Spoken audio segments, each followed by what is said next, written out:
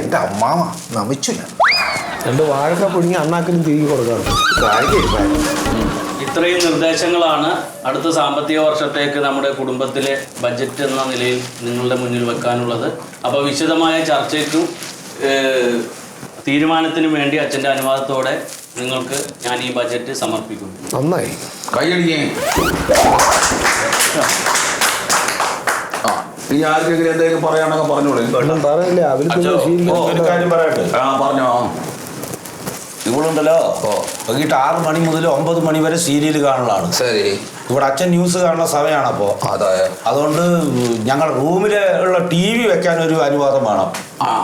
വേറെ എന്താണ്? അച്ഛൻ എനിക്ക് കുളിക്കണ്ട, ബാത്റൂമിൽ ഒരു ബക്കറ്റ് വെള്ളം വേണം. അത് വേറെ ആർക്കെങ്കിലും എന്തെങ്കിലും പറയാണ്ടോ? എനിക്ക് പറയാനുള്ള ഇവിടെ കുളിക്കാതെയും നനക്കാതെയും ലൈറ്റ് ഇടാണ്ടും കാശുണ്ടാക്കിയിട്ട് ഈ ആമസോൺ കാർഡിൽ കൊണ്ടുപോയി ചെയ്യണം. എന്തിനാണെന്ന് എനിക്ക് പിടുത്തം കിട്ടാത്തത്. ശരി. വേറെ എന്തെങ്കിലും ഉണ്ടോ?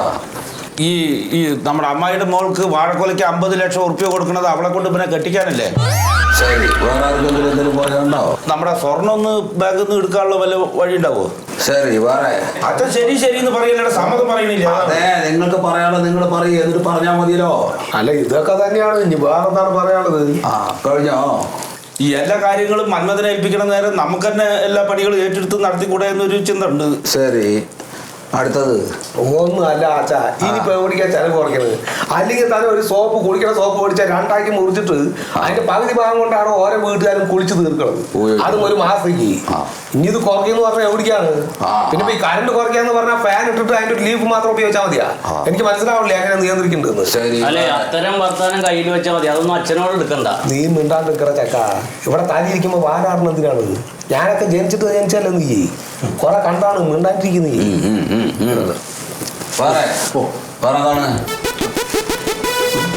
ആർക്കുന്നുണ്ട് പറയണ്ട, പറയാന്ന്. അപ്പൊ ഒരു കാര്യം ചെയ്യാം, നിങ്ങൾ പറഞ്ഞതെല്ലാം അച്ഛൻ കേട്ടു. അപ്പൊ അതൊന്നും നമുക്ക് ഈ വർഷം പ്രാവർത്തികമാക്കാൻ പറ്റില്ല. ഇപ്പോ നമ്മുടെ ഈ ബഡ്ജറ്റ് പ്രകാരം മുന്നോട്ട് പോകും. പിന്നെ നോക്കാം.